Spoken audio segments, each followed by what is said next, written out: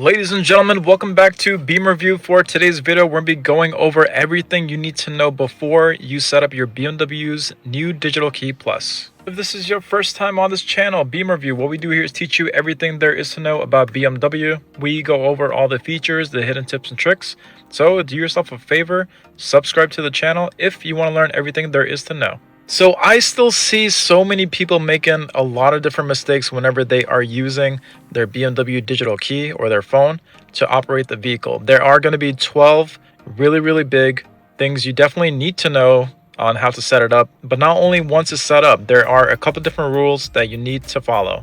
This was a list that I came up with. I personally think that everyone needs to know all this, because if you don't, you could be in a situation where you may get locked out your car. So ladies and gentlemen, the first thing you need to know whenever you get your BMW is how to set this up. So for all new BMWs, you do get a brand new setup card. That setup card is going to be located inside your owner's manual or the booklet, because a lot of new BMWs don't come with the manual now. So as soon as you get into your BMW, as soon as you set up your driver ID and your BMW app, then you can go ahead and set it up. The way you do it is on the BMW app itself. On the very first page, you're going to see Setup Digital Key Plus. You want to click on that blue box and then follow through the steps. But one thing you'll need to know is where that setup key card is, and that is going to be inside the booklet right over here. So let's check out the booklet. It's going to be in the glove compartment most likely.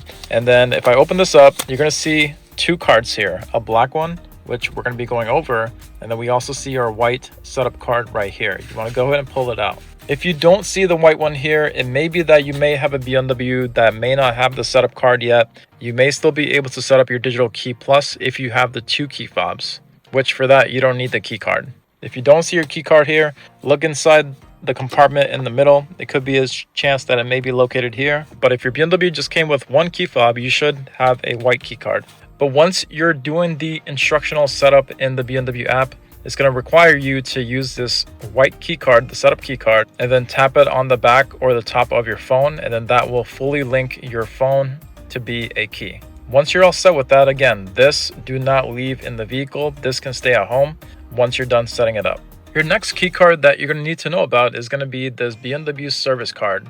So you could treat this as an emergency key, but mind you that this key card is currently deactivated and is supposed to stay deactivated inside this manual here. And then what this is for is if you use your phone to drop off your car, obviously a service team member is going to need to operate your vehicle somehow, and obviously you can't leave your phone. So this is why they have a service card that they can use to operate the vehicle. The way you use this is it's currently deactivated. It always should be deactivated, stored inside here as a backup key. But if you want to activate it, you place it right over here on the charging tray, and then you're going to see a notification pop up right up here saying, would you like to activate the service key card? And then once you activate it, then this key card is going to be ready to go. But the way you use it is a little bit weird. The way you use it to open up the door is on the outside. You tap on the door handle, or you tap it again to lock the car. And then if you want to start the car, you take it and then you place it right here again, and then that will allow you to start the car just with that card. So that is going to be how service is going to be operating this card to your vehicle. You can also use it for a valet team, but keep in mind that they may not know how to use that. So you may be in better luck if you just give them the physical key fob that came with the car, or you explain to them how exactly to use this. Once the key card is all set, done being used, you need to make sure that you deactivate this, or else anybody could just get into here and then use the key card to drive off with your car. So the way you deactivate this is you go into settings right over here, and then you want to look for keys, which is going to be this guy right there. You can click on keys and you can see that the service card is activated, but if I click on this, it allows me to deactivate. So by clicking on that, now my key card is deactivated. Nobody can take off with my car without my permission. The other thing you could have done is, instead of going through those menus, the same way you activated the card, you can also place it right here to deactivate it as well. You may see a message pop up there. So that is how you operate the service key card. Keep in mind, this service key card can stay inside the car, inside the manual here, but it must stay deactivated. So you can use this as an emergency key just in case you're just operating the vehicle with just your phone. For our next one, a really cool feature that is on the phones, and this is great for people who are hesitant on trying to set up their key to be a phone or their phone to be a key, is that if your phone dies, you do not have to worry. Your phone does have a special charge onto it that still allows you to get into your BMW even though the phone is dead. So again, to repeat myself, even though the phone is dead, they can still allow you to get into the car for up to 5 hours. One thing you may have to do is operate your phone just like your key card, which would mean that you may just have to use your phone and then tap it on the door handle to unlock the car, or tap it again to lock the car, and then you would place your phone right down here to go ahead and start the car. That may be one thing you may have to do, depending on the BMW you have. The very next one you need to know about is this feature called passive entry. So passive entry is definitely one of those features that a lot of people don't know about or how to get to it. The way you get there is in your Samsung wallet or your Apple wallet. You're gonna go in there, and then your BMW key has to be already set up to see this, but you go into the wallet, you're gonna see your BMW key, and then once you select it, on the top right, you're going to see a icon there where you can go into settings or information. And then once you are in there, you want to scroll down a little bit. You're going to see this thing called passive entry. What this is you can turn off the wireless features of your BMW Digital Key so that you'll still have the BMW key on your phone, but you'd have to manually tap on the door handle to open or close, and then place your phone right here to start the car. One huge mistake that happens is that they use both their digital key on their phone along with their physical key both at the same time. You do not want to do this. It'll still be fine once in a while, but what that will do over time is just cause confusion to the car, because you're basically walking up to it with two different wireless signals, one from your phone and one from your physical key, and that is going to cause a little bit of interference throughout the long-term ownership of the car. So if you do want to make sure you have your key on your phone, but you still want to use your physical key fob, you should definitely make sure that you turn off this passive entry so that there's not two wireless signals talking to the car whenever you're walking up to it. The other thing to mention is with the physical key fob itself. It's still really important to make sure that you still maintain this BMW key fob, because there's still some really cool features within it, such as a manual key. You can still use the key fob to roll down the windows by holding down the unlock. You could roll up the windows by holding down the lock. You could do remote start on it if you have it by pressing on lock 3 times. So it is still really important to have this. There are still a couple other reasons you may still want to be using the physical key fob.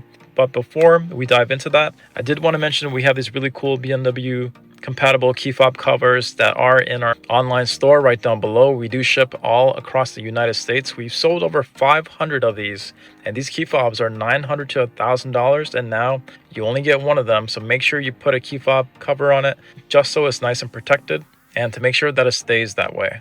But a couple other reasons where you may still want to use the BMW key fob. So if you're valeting the car, obviously there's going to be some people who may not know how to use that key card, the black one that we went over. So it may be handy to just hand off your physical key fob to the valet team, either whenever you're going to a restaurant to valet your car, or if you're dropping off your car for service. Yes, you could use the black service key card inside of there, but sometimes it's easier just to hand over your physical key fob. One thing I have noticed with my previous BMW, whenever I had my digital key set up, just be very, very careful whenever you are doing a software update on the car, because a lot of times whenever you do a software update, that could cause a disconnection for your digital key. It has happened to me once. So if you are doing a software update on your car, just make sure you have your physical key fob somewhere ready to go if you needed it. If you are somebody who has a pet, another cool thing that this key fob can do is if you wanted to deactivate the interior motion detector, so if you just had to quickly leave your pet for a short amount of time inside the car, you could double click on the lock button twice to turn off the motion detector. So you could do that while you're walking away. And lastly, you could also use this to give to your significant other or to a guest who may just have to use the vehicle. The next thing to mention is how to share your BMW digital key. So once you have your digital key all set up, the next thing that you're going to want to do is to share it to a significant other, your spouse, your family. And it's really cool because I believe you can share up to 5 at the making of this video. I've heard from some sources it could be up to 30. You can also manage permissions and whatnot too.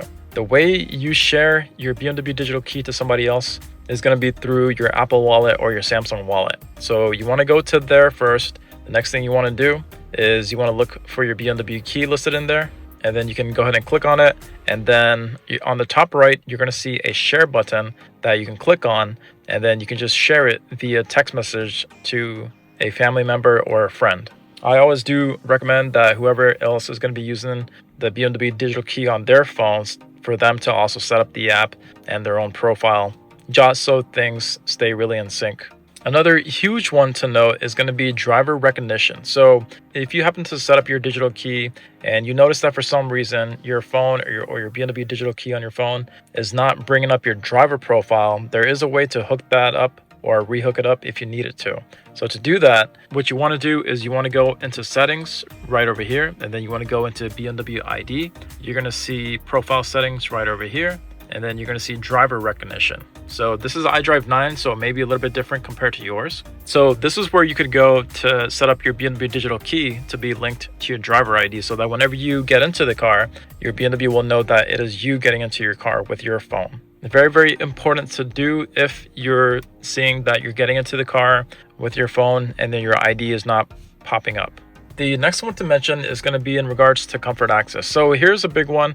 For a lot of people who park their car in the garage, your phone is going to be linked to your car. But then if your garage is really close to, say, for example, your living room, you're going to notice that whenever you walk by the garage, that the car is going to be continuously locking and unlocking, and it could potentially drain the battery on the car. So that's something you need to watch out for. One way to kind of go about that is inside settings. If you look in settings right there, you can see doors and windows located right there. And then you're going to see unlock when approaching. This you could actually deactivate, and you're not really losing a lot whenever you deactivate that, because whenever you walk up to the car with your phone, you can still grab the door handle and then it'll unlock the car. But this will just remove that constant locking and unlocking whenever you're just walking around your car, or if you're inside your house but your garage is really close to your phone, or vice versa. So that may be one thing to watch out for there.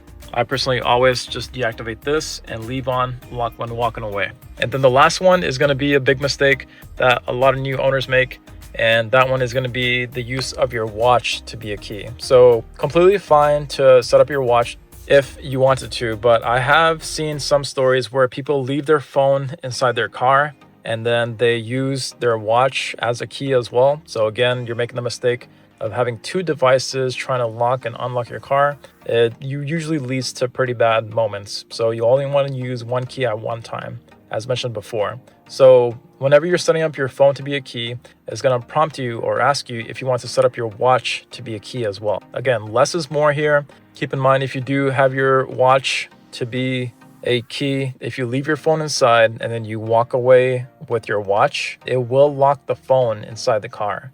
So I personally don't set up my watch to be a key because I obviously always have my phone. So that's the only real key that I need. But that walking away thing is a really important thing. Whenever you have two keys around the car, your phone or the physical key fob, and if you leave the physical key fob inside the car, but then you walk away with your phone, it will lock your key fob there inside the car. That has caused some issues here and there. Whenever somebody was just trying to get their car valeted, they leave their physical key inside the car, but then they walk away with their phone, which locks the car and locks the physical key fob here.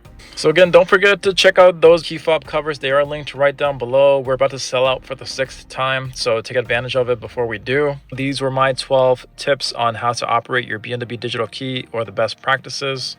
Definitely make sure you know all these before you set up and operate your digital key. There are plenty of different mistakes that people are making here, but it is a amazing technology. It's a breakthrough from what I can tell. I love that BMW is doing that.